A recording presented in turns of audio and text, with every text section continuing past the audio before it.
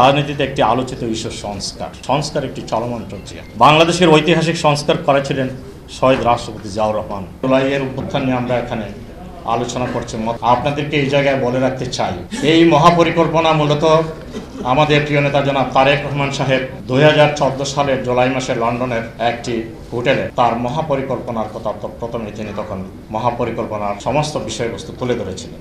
সেখানে তিনি পরিষ্কারভাবে ভাষায় বলেছিলেন তার সেই মহাপরিকল্পনার মধ্যে কোটা ব্যবস্থা 5-এর কোটায় নিয়ে আসবেন। শেষ পর্যন্ত 2018 সালে 5 বছর আগে 2018 সালে যখন কোটা আন্দোলন শুরু হয় তারও 5 বছর আগে তিনি সেই কথাটি বলেছিলেন জনাব তারেক রহমান সাহেব।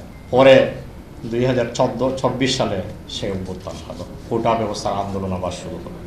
জনগণের ভোটে ক্ষমতায় গেলে দেশের আর্থসামাজিক উন্নয়ন, কর্মসংস্থান, সার্বিক বিষয়ে সরকারের প্রথম 80 দিনে কি করা হবে সেই পরিকল্পনার কথাও ইতিমধ্যে জানিয়েছে বিএনপি এবং আমার নেতা প্রিয় জনাব তারেক রহমান সাহেব।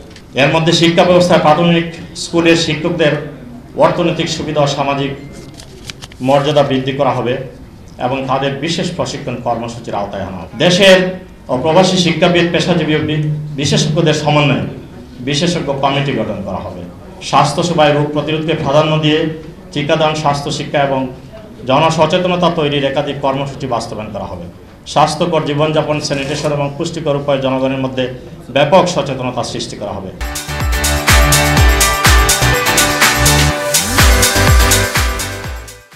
নারীর ক্ষমতায়নে প্রায় প্রান্তিক 4 কোটি পরিবারের মধ্যে প্রাথমিক পর্যায়ে 50 লক্ষ দারিদ্র গ্রামীণ পরিবারের মধ্যে ফ্যামিলি কার্ড চালু করা হবে। শহীদদের স্বীকৃতির ক্ষেত্রে জুলাই অভ্যুত্থান এবং 17 বছরের ফ্যাসিবাদ বিরোধী আন্দোলনে সকল শহীদদের তালিকা প্রস্তুত করে নিজ নিজ এলাকায় তাদের নামে সরকারি স্থাপনার নামকরণ করা হবে। শহীদ পরিবারগুলোকে রাষ্ট্রীয় স্বীকৃতি, অর্থনৈতিক সহায়তা প্রদান করা হবে। কৃষিখাত ও গ্রামীণ উন্নয়নে কৃষকের নামে জমির পরিবহন ও খতিয়ান সহ প্রয়োজনীয় তথ্য সম্বলিত ফার্মার কার্ড চালু করা হবে। শিল্প খাতে জিডিপি সম্ভাব্য লক্ষ্যমাত্রা $1 ট্রিলিয়ন নিয়ে যাওয়ার মহাপরিকল্পনা রয়েছে। তথ্য প্রযুক্তি খাতে ক্ষুদ্র ও মাঝারি শিল্প উন্নয়নের জন্য দেশব্যাপী প্রোডাকশন ফ্যাসিলিটিস, ডিজিটাল প্ল্যাটফর্ম এবং ট্রেনিং প্রোগ্রাম হাতে নেওয়া হবে। বন্ধুগণ, প্রবাসী কল্যাণের ক্ষেত্রে প্রবাসী শ্রমিকদের জীবন মর্যাদা, কর্ম বিমানবন্দরে যাতে হয়রানির শিকার না হন সেটি নিশ্চিত করা হবে।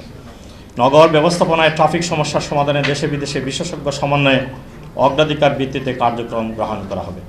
পরিবেশ ব্যবস্থাপনায় 5 বছরে 25 থেকে 30 কোটি বৃক্ষরোপণের কর্মসূচি নেওয়া হবে। আইন শৃঙ্খলা নিয়ন্ত্রণে সকল অপকর্ম নৈরাজ্যের বিরুদ্ধে জিরো টলারেন্সের মাধ্যমে কঠোর ব্যবস্থা নেওয়া হবে। কর্মসংস্থানের ক্ষেত্রে 1 কোটি মানুষের জন্য নতুন কর্মসংস্থান করা হবে। বেসরকারি খাতে প্রবৃত্তির ক্ষেত্রে বিনিয়োগ বাড়াতে বহুমুখী কৌশল গ্রহণ করা হবে। রাজনীতিতে একটি আলোচিত ইস্যু সংস্কার একটি চলমান প্রক্রিয়া। বাংলাদেশের ঐতিহাসিক সংস্কার করেছিলেন শহীদ রাষ্ট্রপতি জিয়াউর রহমান, যিনি 4র্থ সংশোধনী বাতিল করে 5ম সংশোধনীর মাধ্যমে বাকশাল থেকে বহুদলীয় গণতন্ত্র প্রবর্তন করেছিলেন।